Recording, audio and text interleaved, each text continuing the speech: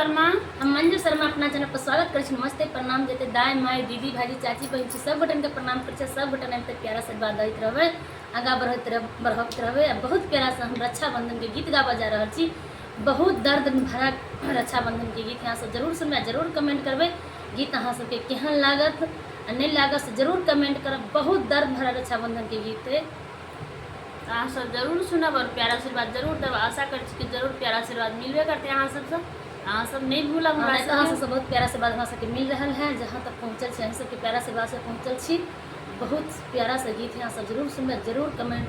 रक्षाबंधन में भाई बहन के स्नेह तो जानते छे कि बहन ला भाई नहीं पहुँचल तो भाई के तकलीफ, भाई ला बहन नहीं पहुँचल बहन के तकलीफ।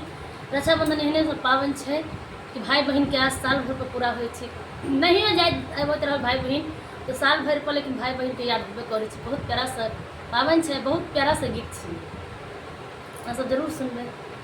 पाँच रे बा